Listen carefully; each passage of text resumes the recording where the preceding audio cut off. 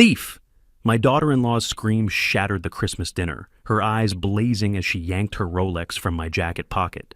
Guests gasped, their stares heavy with judgment, while I stood accused, my reputation crumbling.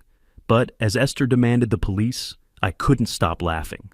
Before we continue, please subscribe to the channel and let us know where you are listening in the comments. The grocery bags felt heavier than usual as I climbed the front steps of my Boulder home that December evening. Floyd Henderson sat on my porch like a statue, his weathered hands gripping his baseball cap so tight I could see the white of his knuckles from 20 feet away. In 32 years of living next door to each other, Floyd had never waited on my porch without calling first. "Evening, Floyd." I set the bags down next to the door, my breath forming small clouds in the crisp Colorado air. "Everything all right?"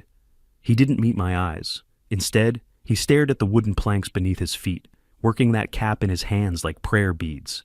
"Barney, I've been sitting here for 20 minutes trying to figure out how to say this." A cold that had nothing to do with December settled in my chest. Floyd Henderson wasn't a man who struggled with words. He was direct, honest, the kind of neighbor who'd tell you straight if your hedge needed trimming or your dog was barking too much. Seeing him wrestle with silence sent warning bells through my mind. "Well, you're here now," I said, leaning against the porch railing. "Might as well get it out." Floyd finally looked up, and I saw something in his eyes I'd never seen before: pity. That look hit me harder than any words could have. "It's about Esther, your daughter-in-law." The mention of Percy's wife made me straighten. Esther had been part of our family for 3 years now, ever since she and my son married in that small ceremony downtown. She was efficient, organized, always offering to help with this or that around the house.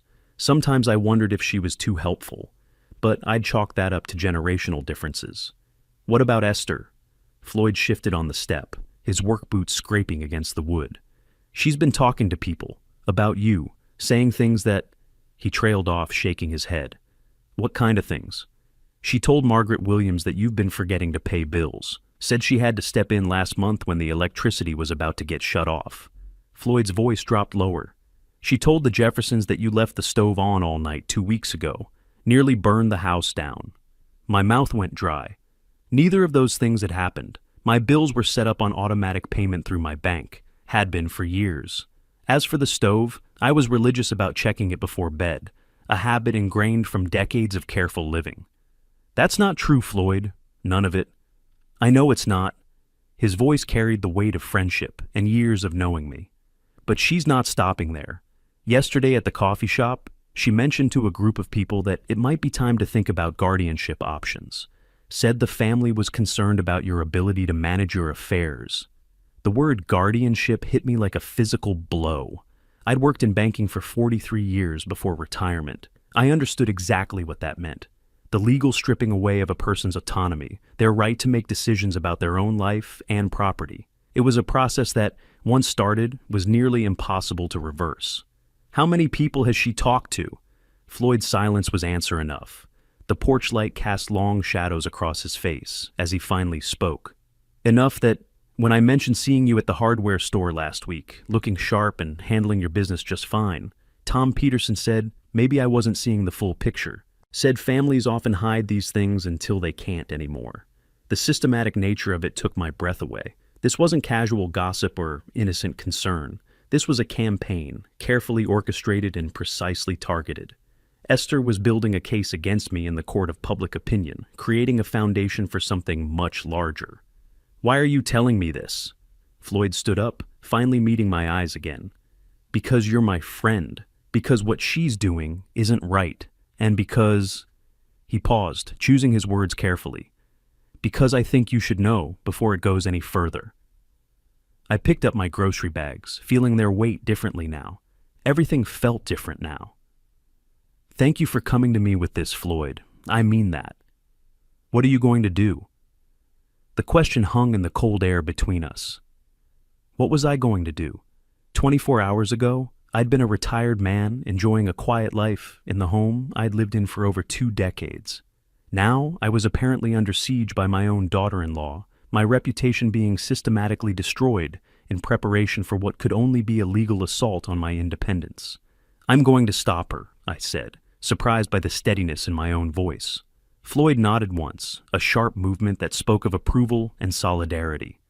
"If you need anything, anything at all, you know where to find me."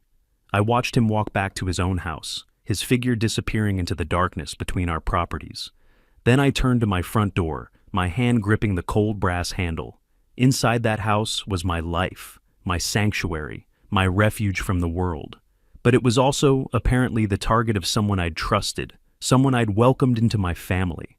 The bags rustled against my legs as I stepped inside, but my mind was already racing ahead, planning, calculating. Esther thought she was playing chess with someone who didn't know the game had started. 13 days had passed since Floyd's warning. 13 days of watching and listening with the patience of a man who'd learned that information was the most valuable currency in any war. The house had taken on a different quality during those days. Every conversation carried weight. Every interaction held potential significance. I'd become a student of my own home, learning its rhythms and secrets in ways I never had before. The opportunity came on a Tuesday afternoon. Percy had left for his job at the engineering firm 20 minutes earlier, his usual routine unchanged. Esther remained in his old bedroom, the room that had become their temporary home, while they saved money for their own place. I'd been skeptical of that explanation from the beginning, but now I understood it for what it truly was, a strategic position. I moved through the hallway with deliberate quiet, my sock-covered feet making no sound on the hardwood floors I'd refinished myself just 2 years ago. The layout of the house worked in my favor. A small alcove near the bedroom door provided perfect concealment, while allowing clear audio access to conversations inside. Esther's voice carried through the thin door, confident and businesslike. She was on the phone, and from her tone, this wasn't a casual chat with a friend. "Yes, that's correct. He forgets to pay bills regularly now. Last month the utilities, this month the mortgage payment was 3 days late." Her voice held no emotion, just the efficient delivery of what she presented as facts. "No, Percy doesn't know the extent of it. I've been covering for his father to avoid family drama." My jaw clenched. The mortgage payment had never been late. I had confirmation statements to prove it, but I forced myself to remain still, to listen rather than react. This was intelligence gathering, not confrontation. "The house is worth at least $800,000, possibly more with the current market conditions in Boulder. It's been in the family for 23 years, no liens, completely paid off."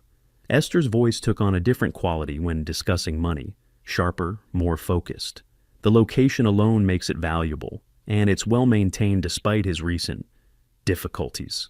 800,000. She'd done her research, knew the property value down to specifics that suggested professional appraisal or extensive market analysis. This wasn't opportunistic greed. This was calculated planning. "I understand the process can take several months, but we need to start soon. His condition seems to be deteriorating, and I'm concerned about financial decisions he might make without proper supervision." She paused, presumably listening to someone on the other end. "No, there haven't been any official medical evaluations yet, but I have documentation of the incidents I mentioned. Neighbor complaints, unpaid bills, evidence of poor judgment." Documentation. She had documentation of things that never happened. The scope of her preparation was becoming clear. This wasn't just rumors and gossip. She was building a legal case with fabricated evidence. "Percy trusts me to handle his father's care. He works long hours and doesn't see what I see on a daily basis. When the time comes, he'll understand it's for everyone's protection." Her voice carried a note of satisfaction that made my stomach turn. "The guardianship petition should be straightforward given the circumstances." The conversation continued for another 10 minutes, covering details about legal procedures, timelines, and what she called incident documentation. I listened to every word, cataloging each lie, each manipulation, each carefully constructed falsehood that formed the foundation of her plan. When she finally ended the call, I remained in position for several minutes, processing what I'd heard. This wasn't just about money, though the $800,000 figure made the financial motive clear. This was about control, about systematically dismantling my autonomy, while positioning herself as the concerned caretaker, forced to make difficult decisions. I moved back through the house with the same careful quiet, making my way to the small office I'd set up in the converted basement. The computer there was older but functional, and over the past 13 days, I'd been doing research of my own: security camera systems, recording devices, legal procedures for defending against false guardianship petitions. The irony wasn't lost on me. Esther was using technology and planning to trap me, so I would use the same tools to trap her. The difference was that my evidence would be real. I opened a new browser window and navigated to a security equipment website I'd bookmarked several days earlier: small, wireless cameras that could be concealed easily, recording devices that could capture hours of audio, systems that uploaded directly to cloud storage where they couldn't be tampered with or destroyed. The shopping cart filled quickly. Cameras for the living room, kitchen, and hallway outside the bedrooms. Audio recording devices for rooms where cameras might be too obvious. A central hub that would coordinate everything and ensure redundant backups of all recordings. As I entered my credit card information, I thought about Floyd's question from that night on the porch. What are you going to do? Now I knew I was going to let Esther continue her campaign, let her document her fictional incidents and build her false case. But every lie she told, every fabrication she created, every manipulation she attempted would be captured in high-definition video and crystal-clear audio. She thought she was hunting a confused old man who didn't understand what was happening to him. Instead, she was walking into a trap set by someone who understood exactly what was at stake and was prepared to fight for it with every tool at his disposal. The order confirmation appeared on screen.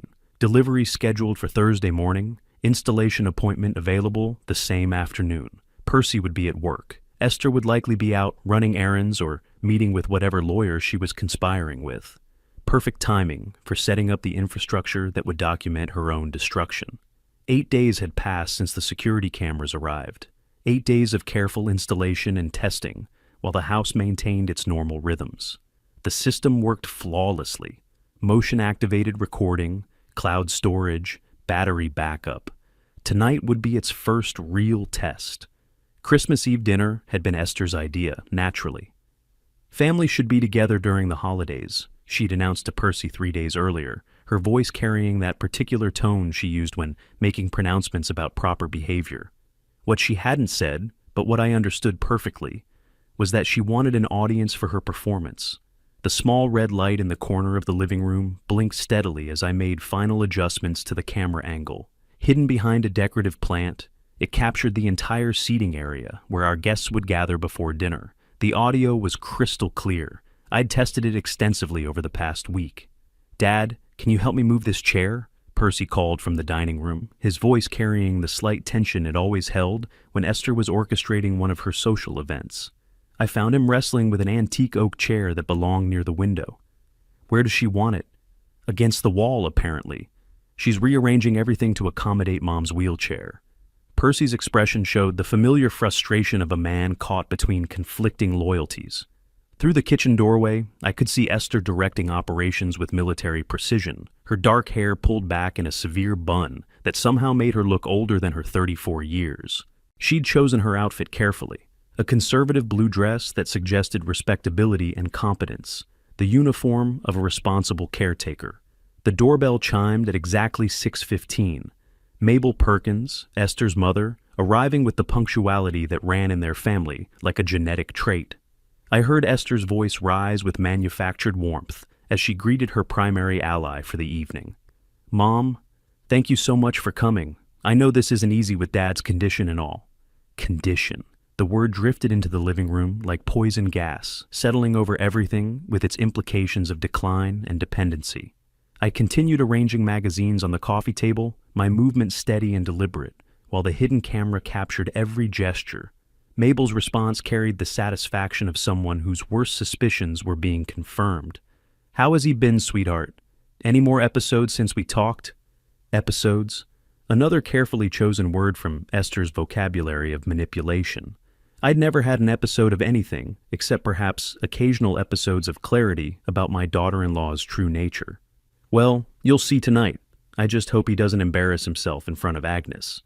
Esther's voice dropped to a conspiratorial whisper that was perfectly audible in the adjacent room. Sometimes he gets confused about what year it is. The fabrication was so smooth, so casually delivered, that someone who didn't know better might accept it as fact, but the camera was recording every word, every inflection, every calculated manipulation. Agnes Spencer arrived 30 minutes later, bringing with her the warmth and genuine affection that had made her a family friend for over 2 decades. She hugged me with real feeling, her eyes bright with the pleasure of seeing an old friend. "Barney, you look wonderful. How are you managing in this big house all by yourself?" Before I could answer, Esther materialized beside us with the silent efficiency of a ghost. "Oh, he's not managing very well at all, are you, Dad?" Her hand landed on my shoulder with proprietary familiarity. "We've been discussing some options for making things easier."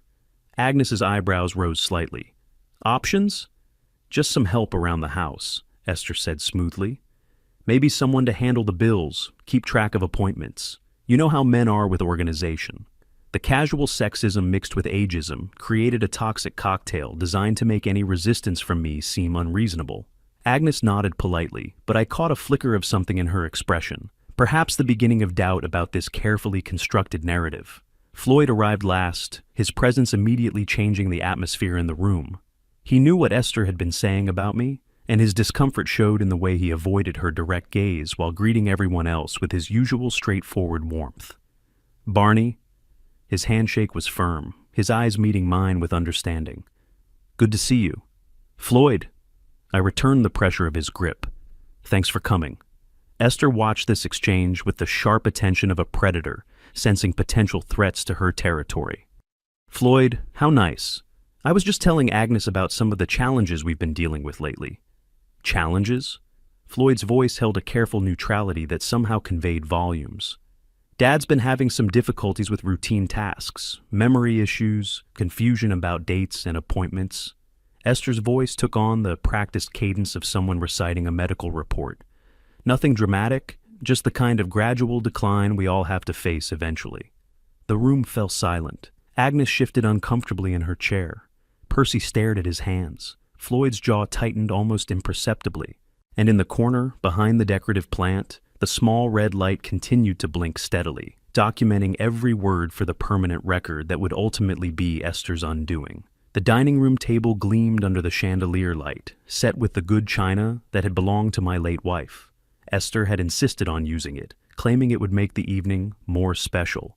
What she really meant was that it would make her performance more convincing. Who would suspect a devoted daughter-in-law who took such care with family traditions? 7:30 found us seated around the oak table that had hosted 3 decades of family meals. Esther had positioned herself at the head opposite me, with Percy caught between us like a demilitarized zone. The guests flanked us on either side, unwitting witnesses to what Esther clearly intended as the main event of her campaign. "The pot roast is delicious, dear," Mabel said, her voice carrying the approval of a mother whose daughter had exceeded expectations. "Doesn't she take wonderful care of everyone, Barney?"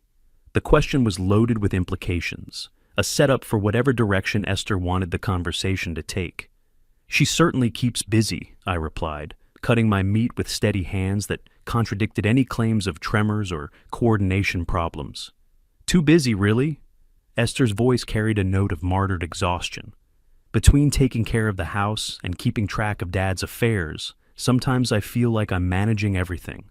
Percy looked up from his plate with obvious discomfort. "Esther, maybe we could talk about something else tonight." "No, people need to understand what's happening." Esther's response came quick and sharp, revealing a flash of the steel beneath her concerned caregiver facade. "They need to know why certain decisions might have to be made." Agnes set down her fork with deliberate care. "What kind of decisions?" "Financial ones, mainly." Esther launched into what was clearly a prepared segment of her presentation. "Last month alone, Dad spent $1,200 on tools he doesn't need and won't use. The month before that, it was a subscription to 3 different magazines he'd already subscribed to. Every word was fiction, crafted with enough specificity to sound credible. The tools were a lawnmower attachment I'd researched carefully before purchasing. The magazine subscriptions existed only in Esther's imagination. $1,200 seems like a lot," Agnes said carefully.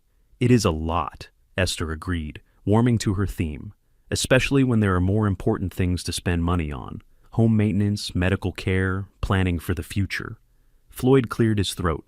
"Barney's always been careful with money, worked in banking for, 40 years? 43, I said quietly. Well, that was then.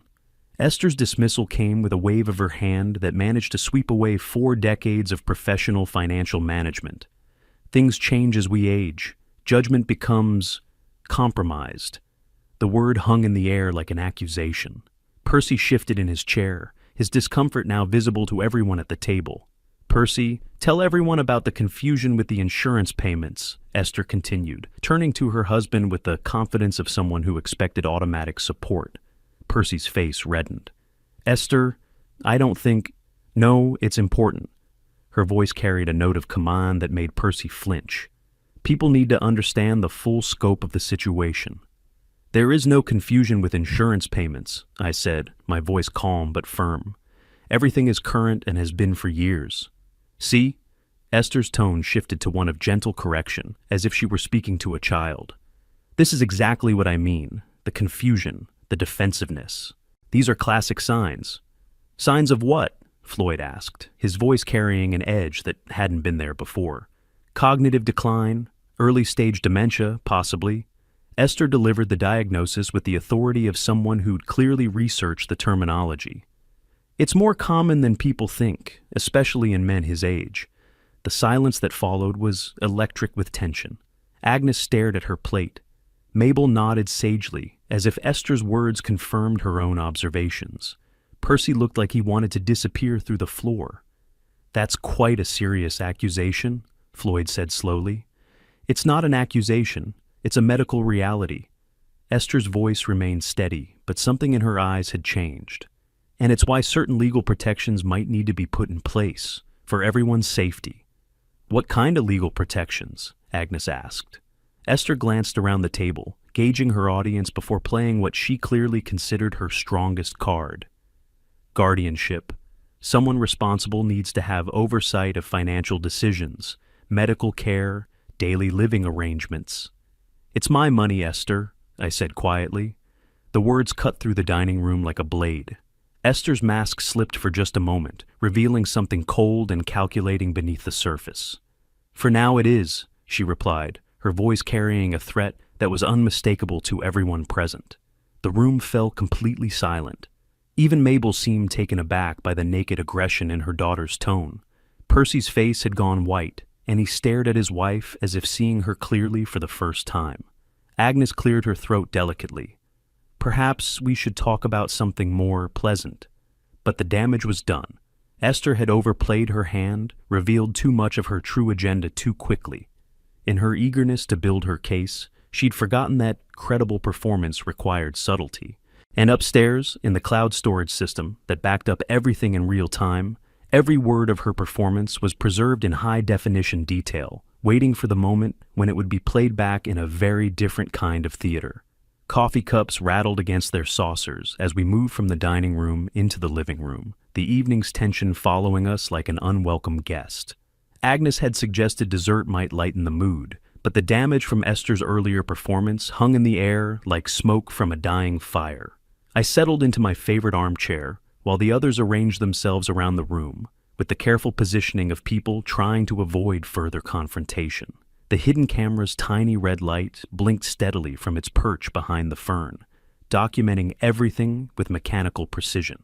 Esther moved toward the hallway with purposeful steps, claiming she needed to freshen up. What she really needed was to retrieve something from upstairs, something that would complete the elaborate trap she'd been constructing all evening.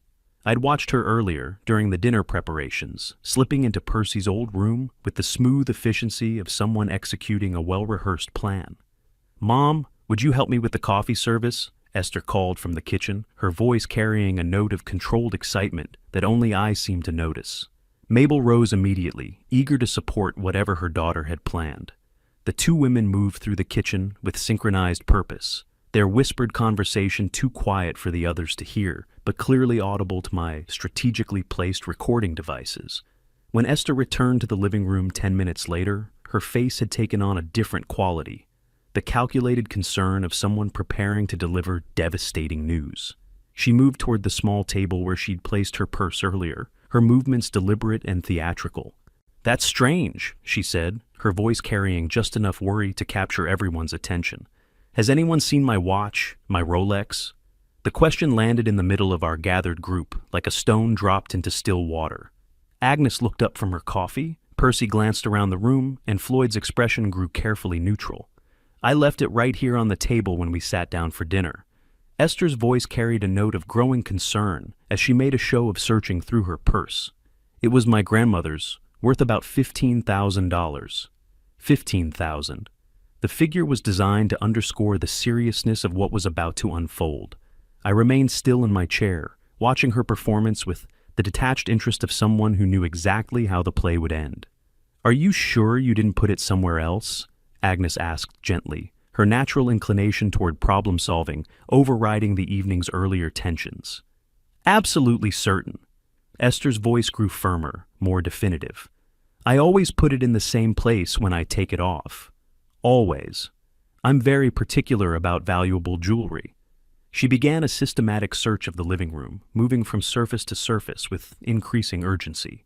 Her performance was masterful, the concerned owner gradually becoming frantic as the reality of loss settled in. But I noticed how she avoided certain areas, how her search seemed designed more for dramatic effect than actual discovery. "Could it have fallen behind something?" Percy suggested, his engineer's mind seeking logical explanations. "Maybe it slipped off the table? Watches don't just disappear, Percy." Esther's tone carried a sharp edge that made him flinch. Someone had to have taken it. The word taken hung in the air like an accusation waiting to be born. Everyone in the room understood its implications, but no one wanted to be the first to voice what Esther was clearly building toward. "Now, let's not jump to conclusions," Floyd said carefully, his voice carrying the weight of someone who'd seen where unfounded accusations could lead. Esther turned to face him, her eyes bright with something that might have been tears or might have been anticipation. "What other conclusion is there? A $15,000 watch doesn't just vanish into thin air." Her gaze swept the room, touching each face before settling on mine. I could see the moment she made her decision, the instant she chose to spring the trap she'd been constructing all evening. "You were in the bedroom earlier, weren't you, Dad?" The question came quietly, almost gently, but it carried the force of a sledgehammer. "I helped Percy move furniture," I replied calmly, meeting her gaze without flinching. "And you had access to the dresser where I left my watch." Her voice grew stronger, more confident. "You were the only one who went into that room alone." The accusations was building with mathematical precision, each element designed to create an inescapable conclusion. Agnes shifted uncomfortably in her seat. Mabel nodded slowly, as if pieces of a puzzle were falling into place. Percy stared at his hands. "Are you suggesting I stole your watch, Esther?" The direct question forced her hand, made her commit to the path she'd chosen. For a moment she hesitated, perhaps recognizing that once spoken, certain words could never be taken back. "I'm not suggesting anything," she said finally, her voice carrying the cold certainty of someone delivering a verdict. "I'm telling you directly. You took my Rolex watch." The silence that followed was absolute. Even the house itself seemed to hold its breath, waiting for my response to an accusation that would change everything. "That's absurd." The words came out steady and firm, exactly as I'd rehearsed them in my mind. "I would never steal from anyone, especially not from family." But Esther was ready for my denial, had probably planned for it as carefully as she'd planned everything else. Her face crumpled with what appeared to be genuine anguish, though I knew it was merely another mask in her extensive collection. "Barney, what's happening here?" Agnes asked, her voice small and confused. The woman who'd known me for 20 years was struggling to reconcile the accusations with the man she thought she knew. "Dad, maybe you just picked it up without thinking?" Percy's voice carried the desperate hope of someone trying to find middle ground between impossible choices. "Maybe you got confused about whose it was." The suggestion hit exactly where Esther intended it to. Confused. The word carried all the implications of her earlier campaign about my supposed mental decline. Percy was offering me an escape route that would simultaneously confirm everything his wife had been saying about my competency. "I'm not confused, Percy. I didn't take any watch." I kept my voice level, refusing to give them the emotional reaction they seemed to expect. Mabel spoke for the first time since the accusation began. "Esther doesn't lie, Barney. She's never been the type to make things up." The mother's support for her daughter was absolute and unquestioning, delivered with the conviction of someone who'd already chosen sides without examining the evidence. It was exactly the kind of blind loyalty Esther had counted on. "Maybe we should all take a step back," Floyd suggested, his discomfort obvious. "There might be a simple explanation for this." "There is a simple explanation." Esther's voice grew harder, more demanding. "Someone in this room took my watch, and I want it back." She stood in the center of the living room, like a prosecutor addressing a jury, her entire posture radiating righteous indignation.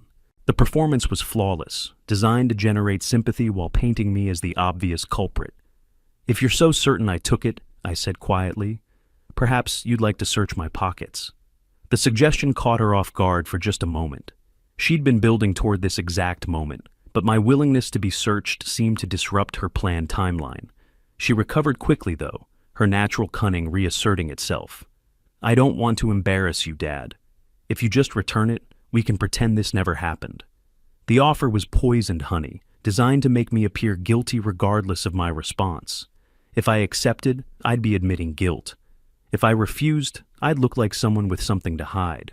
"I have nothing to hide," I said, standing slowly from my chair. "Search away." Percy looked stricken. Agnes appeared on the verge of tears. Even Floyd seemed uncomfortable with the direction events were taking. Only Mabel watched with obvious satisfaction, as if justice was finally being served. Esther approached me with theatrical reluctance, her movement suggesting this was the last thing she wanted to do. She began with my shirt pockets, patting them down with professional thoroughness. Her hands moved to my pants pockets next, finding nothing but my wallet and keys. "Maybe you put it somewhere else," she said, her voice carrying a note of frustrated confusion. "Maybe in your jacket?" My jacket hung on the coat rack near the front door, exactly where I'd left it when the guests began arriving. We all moved toward it together, a small procession of witnesses to what everyone believed would be either vindication or final condemnation. Esther's hand slipped into the inside pocket of my jacket, with the confidence of someone who knew exactly what she would find. Her fingers closed around something solid, and her face transformed with a mixture of triumph and what might have been genuine surprise at her own success. "What's this?" she asked, her voice rising with theatrical shock. She pulled out a man's Rolex watch, its gold band catching the light from the overhead fixture. It was an expensive piece, exactly the kind of heirloom jewelry that might be worth $15,000. The gasps from our audience were audible. Agnes covered her mouth with her hands. Percy's face went white. Mabel nodded with grim satisfaction. Even Floyd seemed stunned by the physical evidence. "I don't understand," I said, staring at the watch in Esther's hand. "I've never seen that before in my life." But my protests sounded weak even to my own ears. The evidence was tangible, undeniable, discovered in front of multiple witnesses. Esther had orchestrated the perfect crime, complete with physical proof and a room full of people to testify to the discovery. "How did this get in my jacket?" I asked, genuinely curious to hear how she would explain the mechanics of her own frame job. "You tell me," Esther replied, her voice now carrying the cold authority of someone who'd been proven right. "It's your jacket, in your house, with my stolen watch hidden inside." The logic was unassailable from their perspective. I was the homeowner, it was my jacket, and the watch had been found exactly where a guilty person might hide stolen property. Esther had constructed the perfect trap, with me as the only possible suspect. Around us, the living room had become a courtroom where the verdict had already been decided by the evidence. But what none of them knew was that every moment of this elaborate performance was being recorded in crystal clear detail, building a different kind of case entirely. The silence stretched between us like a taut wire, vibrating with unspoken accusations and the weight of what everyone believed they had witnessed. Esther stood in the center of the room, the Rolex gleaming in her palm like a golden trophy, while I remained seated in my chair with the calm of a man who'd been expecting exactly this moment. "Well," she said, her voice carrying the satisfaction of someone whose suspicions had been vindicated, "I suppose that settles it." But settling it wasn't enough for Esther. I could see the hunger in her eyes, the need to extract every ounce of advantage from the situation she'd orchestrated. This wasn't just about recovering a watch she'd never actually lost. This was about establishing her narrative so completely that no one would ever question her version of events again. Agnes shifted uncomfortably in her chair, her loyalty torn between the evidence of her own eyes and decades of friendship with someone she'd never known to be dishonest. "Barney, I don't understand. Why would you take Esther's watch?" The question hung in the air like an invitation to confession, but I maintained my position. "I didn't take anything, Agnes. I've never seen that watch before in my life." "It was in your pocket," Mabel's voice cracked with indignation. "We all saw it. How do you explain that?" Percy had been silent since the discovery, his face a mask of disappointment and confusion. When he finally spoke, his words cut deeper than any accusation Esther could have made. "Dad, maybe you should tell us what really happened."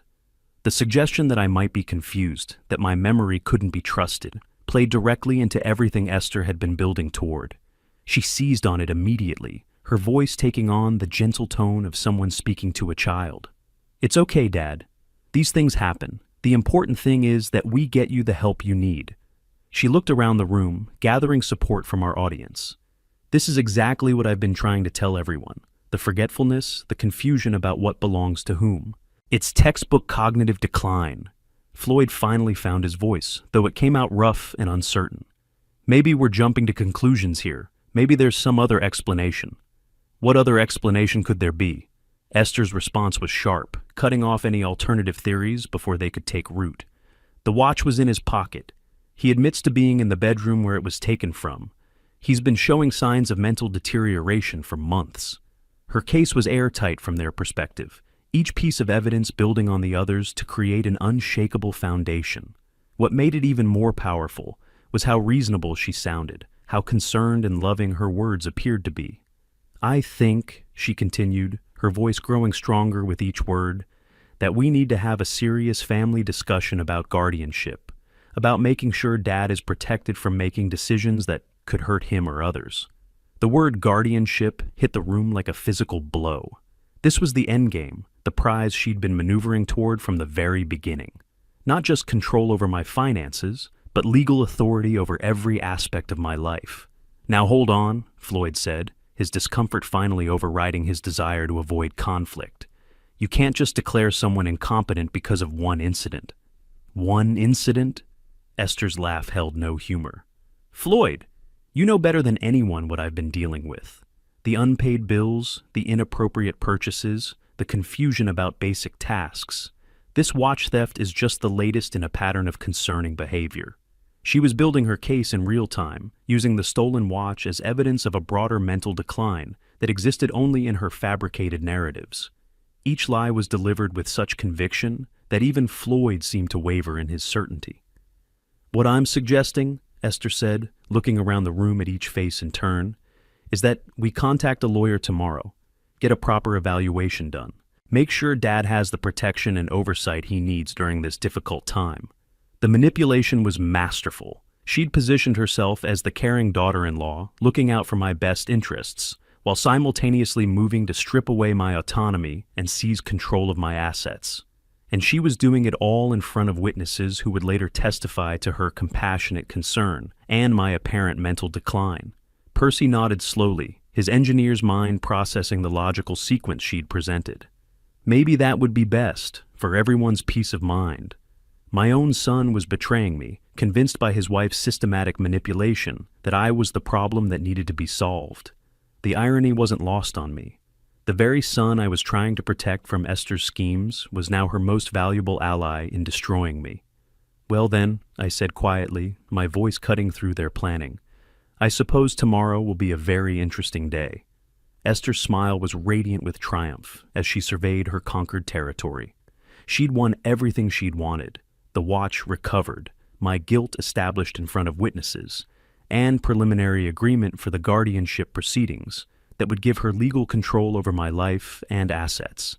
"I'm just glad we found it," she said, slipping the Rolex onto her wrist with theatrical relief. "This watch means everything to me. It was my grandmother's, the only thing I have left of her." The lie came so smoothly that for a moment I almost admired her skill. There was no grandmother, no sentimental attachment. The watch was simply a prop in an elaborate performance designed to destroy my independence. But she delivered the fiction with such convincing emotion that even Agnes nodded sympathetically. I can't imagine how violated you must feel, Mabel said, reaching over to squeeze her daughter's hand. Having someone you trust steal from you like that. It's not about the money, Esther continued, her voice trembling with perfectly calibrated vulnerability. It's about the betrayal of trust. How can we feel safe in our own home if we can't trust family members not to take our personal belongings? Percy winced at the implication, his discomfort obvious as he struggled to reconcile the father he'd known with the thief Esther was painting me to be. Dad's never done anything like this before. That you know of, Esther corrected gently. How many other small items have gone missing over the past few months? How many times have you assumed you'd simply misplace something when it might have been taken? She was planting seeds of doubt about every interaction, every missing item, every moment of confusion that Percy might have experienced in my presence. The psychological manipulation was surgical in its precision. She was rewriting months of family history to support her narrative of my decline. Floyd stood up abruptly, his face flushed with what might have been anger or embarrassment. I should probably head home. This feels like family business. No, please stay, Esther said quickly. You're Dad's oldest friend. Your perspective on his recent behavior could be valuable when we meet with the lawyers. The request was phrased as a favor, but I heard the underlying command. Floyd's testimony about the rumors she'd been spreading would be crucial to her case, and she wanted to ensure his cooperation while he was still shaken by the evening's revelations. I don't know what to think anymore, Agnes said softly, her voice heavy with confusion and disappointment. Barney, we've been friends for 20 years. Why would you do this? The pain in her voice was genuine, and for the first time that evening, I felt a flicker of anger at what Esther was putting these innocent people through. Agnes didn't deserve to have her faith in humanity shaken by someone else's manipulation. Floyd didn't deserve to be used as a weapon in Esther's war against me. Agnes, I said carefully, I need you to know that whatever happens in the coming days, our friendship has meant everything to me. Your loyalty and trust have been gifts I've treasured for decades. My words seemed to confuse her further, as if I were saying goodbye rather than protesting my innocence. But I was saying goodbye to the version of our relationship that existed before Esther's poison took hold. The important thing now, Esther said, smoothly redirecting the conversation back to her agenda, is getting Dad the help he needs. Early intervention can make a real difference in these cases. She was already talking about me in the third person again, as if my presence in the room was merely a formality. The transformation from accused to patient was happening in real time, facilitated by her skillful manipulation of everyone's desire to help and protect. I'll call our family lawyer first thing in the morning, Percy said, his voice heavy with reluctant duty. Get his advice on how to proceed with the evaluation process. That's very wise, Mabel agreed. The sooner these things are addressed, the better for everyone involved. They were making plans for my legal destruction while I sat in my own living room, watching the systematic dismantling of my autonomy with the detached fascination of someone observing a particularly complex piece of machinery in operation. Well, I said, rising from my chair with deliberate slowness, it's getting late. Perhaps our guests should be heading home.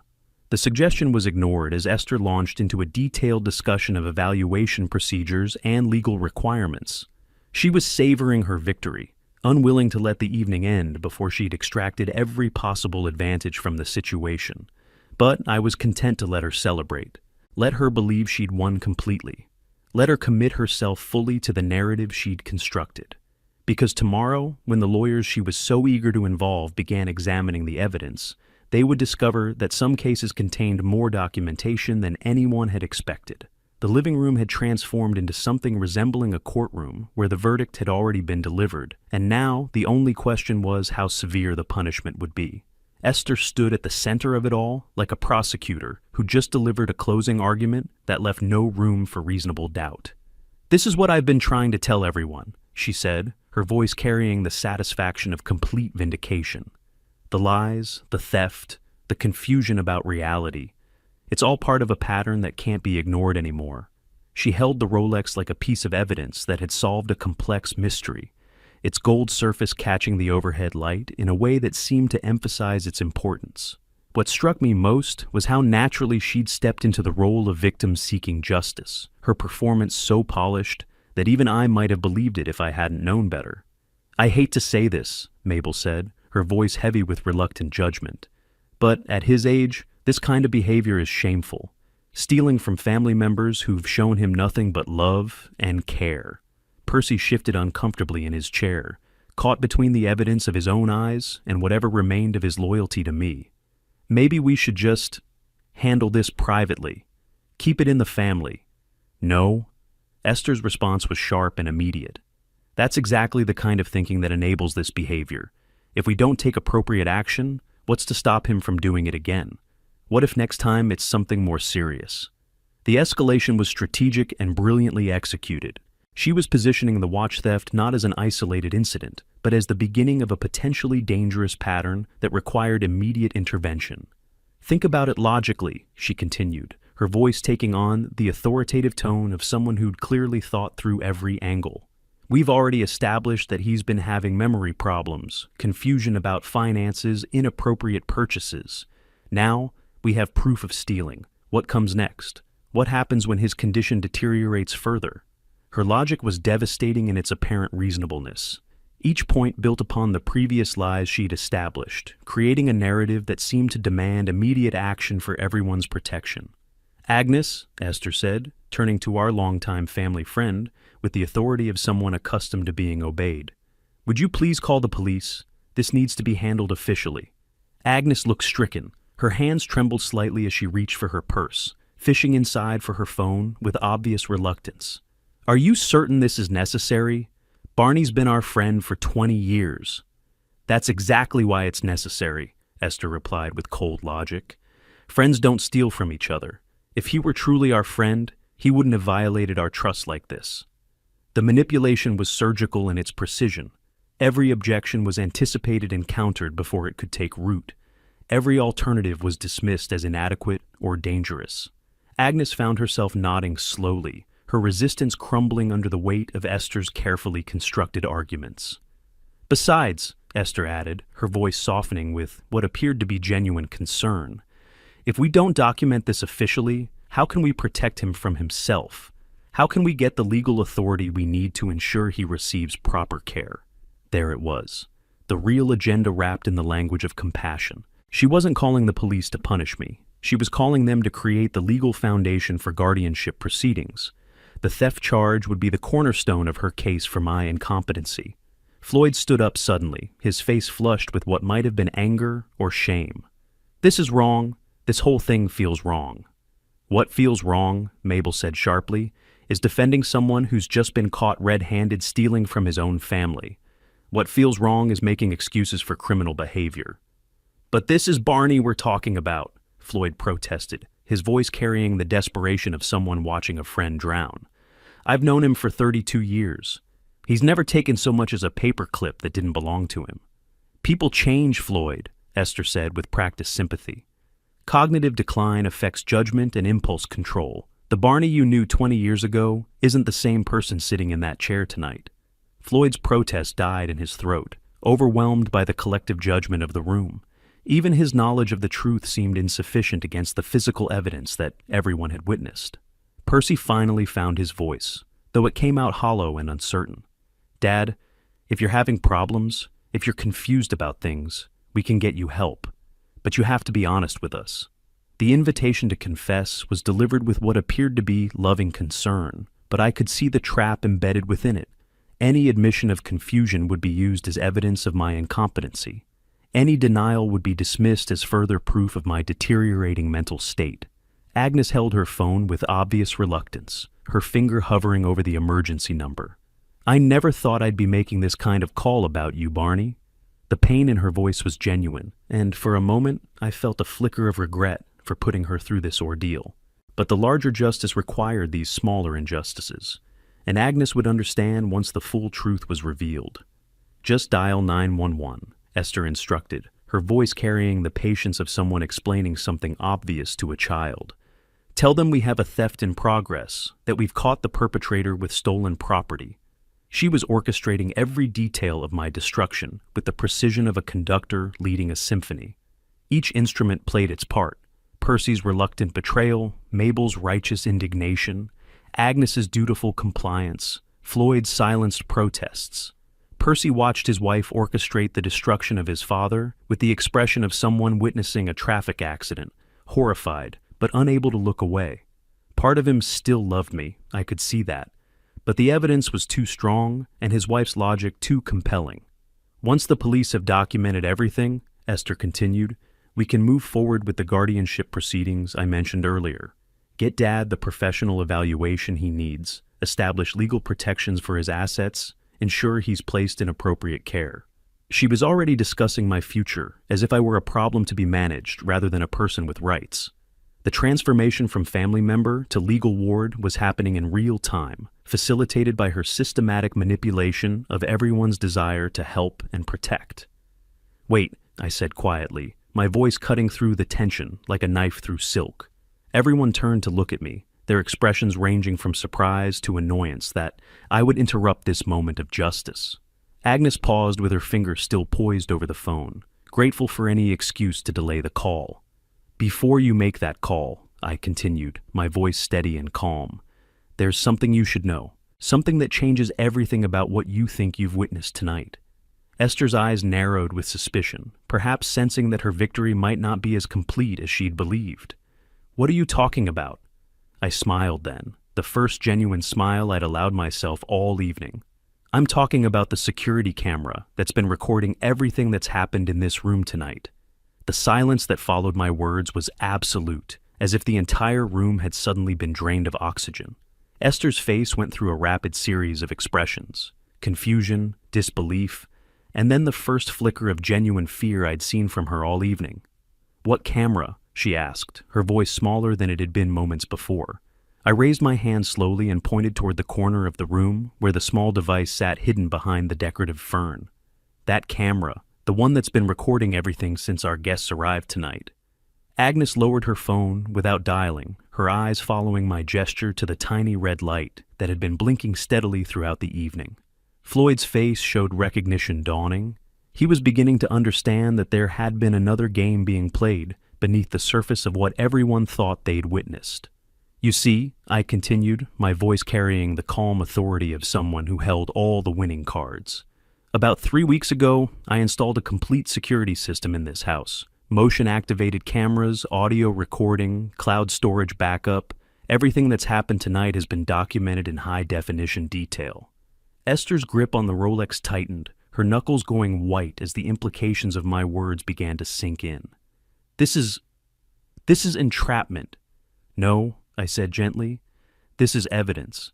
Evidence of you planting that watch in my jacket pocket while I was in the kitchen, helping Percy with the furniture. Evidence of your systematic campaign to undermine my reputation and steal my assets. The color was draining from Percy's face as his engineer's mind worked through the logical implications of what I was saying. Dad, are you telling us that... I'm telling you that your wife has been planning this exact scenario for months. The rumors about my mental decline, the false stories about unpaid bills and confused behavior, the guardianship proceedings she's been researching with her lawyer.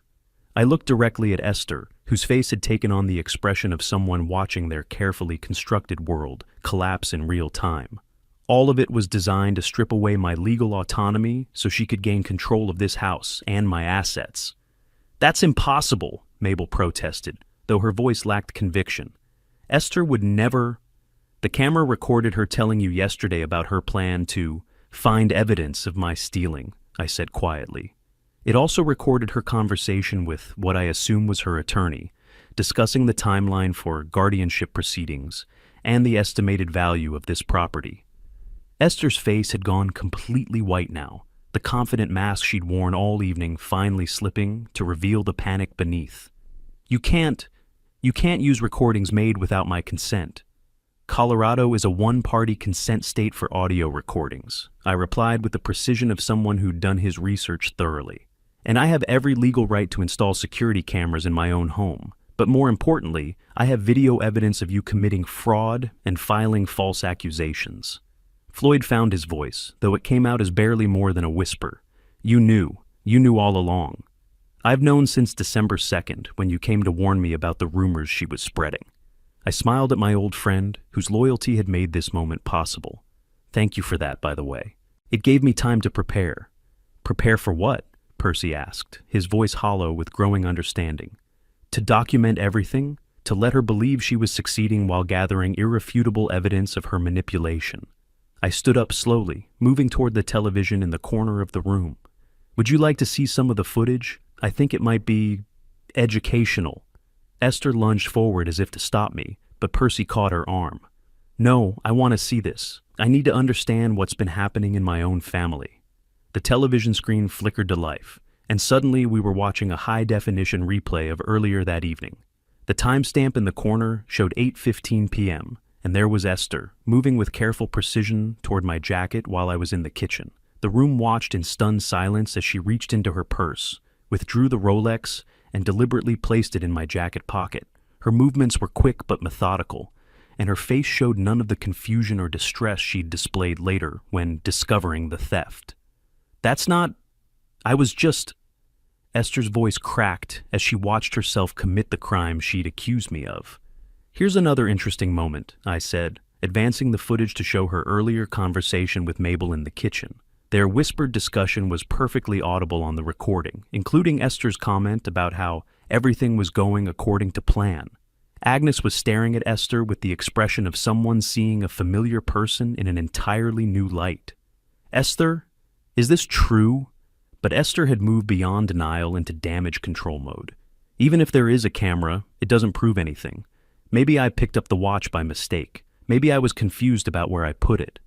The camera recorded you deliberately placing the watch in my jacket pocket at 8:15 this evening, I said calmly. It also recorded you telling your mother yesterday that you were planning to find evidence of my stealing. Would you like me to play that conversation back for everyone? Percy was staring at his wife, as if seeing her for the first time, his face cycling through emotions. Betrayal, horror, disgust.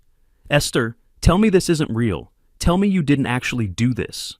Percy, you have to understand, I was doing this for us, for our future.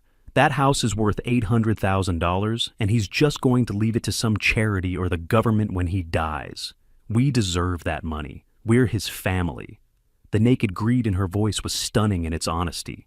She'd dropped all pretense of concern for my welfare, revealing the financial motivation that had driven everything from the beginning. The color drained from Mabel's face as she realized that her daughter's victory celebration was turning into something very different. Esther, what have you done? The security system has been uploading everything to cloud storage in real time, I continued. Even if you tried to destroy the local equipment, the evidence would still exist. Timestamps, metadata, audio quality, everything a court would need to understand exactly what happened here tonight. Esther's composure finally cracked completely. You manipulated me. You set me up. I documented you, I corrected. I gave you every opportunity to choose a different path, to be honest with your husband, to treat me with the respect I'd earned through 43 years of honest work and 23 years of treating you like family. Instead, you chose to try to destroy me. Percy's voice was hollow when he finally spoke. Esther, how could you do this? To him? To us? To our marriage? Our marriage was never going to survive on your engineer's salary, she snapped, her mask finally completely gone. Do you know what it's like having friends whose husbands are doctors and lawyers while I'm married to someone who fixes bridges? This house was our chance to have the life we deserve. The cruelty of her words hung in the air like poison. Percy recoiled as if he'd been physically struck, finally seeing the woman he'd married for, who she truly was. But Esther was beyond answering questions, beyond maintaining any pretense of innocence. The systematic manipulation that had taken months to construct had been demolished in minutes by simple technological documentation. Agnes set her phone down with trembling hands. I almost called the police on an innocent man. You almost called the police on the victim of an elaborate fraud, I said gently. The difference matters. Floyd walked over to where I sat and placed his hand on my shoulder. 43 years I've known you, Barney. I should have trusted that judgment over everything else. You tried to warn me, Floyd. That took courage, and I'll never forget it. Around us, the living room that had been a courtroom just minutes before had become something different, a place where truth had finally triumphed over manipulation, where justice had been served not through punishment, but through revelation. The Rolex still gleamed in Esther's hand, but now it looked less like evidence and more like what it had always been. A prop in an elaborate performance that had finally reached its conclusion. Percy stood up slowly, his movements mechanical, as he processed the complete destruction of his marriage and his understanding of the woman he'd thought he loved. "I need you to leave, Esther, tonight. I can't even look at you right now. Percy, please, we can work through this. I did it for us, for our future together." "You did it for money," he said quietly. "You were willing to destroy my father's life, to have him declared incompetent and locked away, all for money. There is no us after something like this." The final threads of Esther's carefully constructed web were snapping one by one, leaving her isolated in the center of a room full of people who now saw her clearly for the first time. If you like this story, please like this video, subscribe to the channel, and share your impressions of this story in the comments. To listen to the next story, click on the box on the left. Thank you for watching.